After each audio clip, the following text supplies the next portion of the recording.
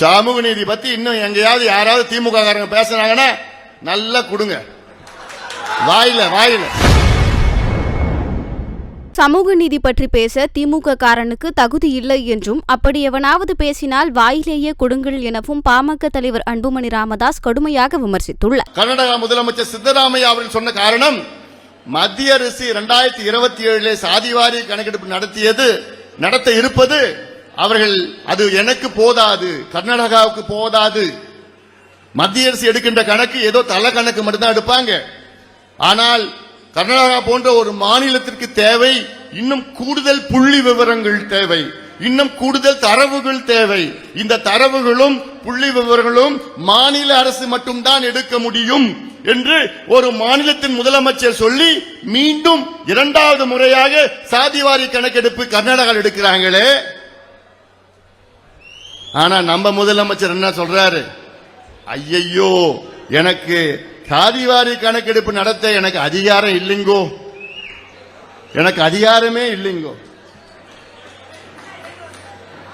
அப்ப கர்நாடகாவில் எந்த அதிகாரத்தை வச்சு எடுக்கிறாங்க, தெலுங்கானாவில் எந்த அதிகாரத்தை வச்சு எந்த சட்டத்தை வச்சு நடத்தினாங்க, பீகார்ல எந்த சட்டத்தை வச்சு நடத்தி முடித்திட்டாங்க, ஆந்திராவிலையும் ஒரிசாவிலும் எந்த சட்டத்தை வச்சு நடத்துறாங்க.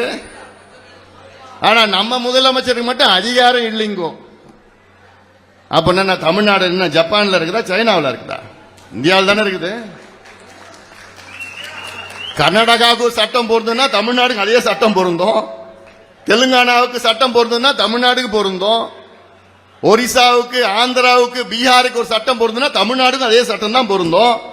அந்த மாநிலம் எடுத்து முடிச்சிட்டு இடஒதுக்கீட்டை உயர்த்தி எவ்வளவு நலத்திட்டங்களை கொடுத்திருக்கிறாங்க. ஆனா நம்ம முதலமைச்சர் ஐயையோ எங்களுக்கு அதிகாரம் இல்லைங்கோ. என்னையா யாரையா ஏமாத்திட்டு இருக்கீங்க?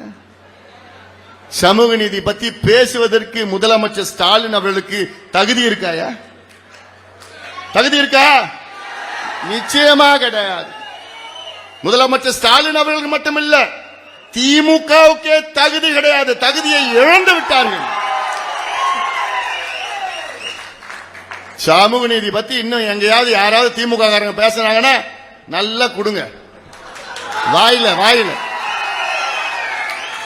வாயில. நல்ல வாயிலன்னா சொல்லுங்க, பேசாதீங்க. ஓகே,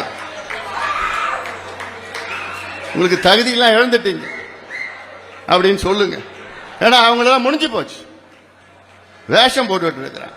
தந்தை பெரியாருடைய வாரிசு, தந்தை பெரியாருடைய கொள்ளு பேரன், இப்படி அதெல்லாம் போட்டு தமிழக மக்கள் இதை புரிந்து கொண்டிருக்கின்றார்கள். செய்திகளை உள்ளது உள்ளபடி தெரிந்து கொள்ள ரெஃப்ளெக்ட் நியூஸை சப்ஸ்கிரைப் பண்ணுங்க.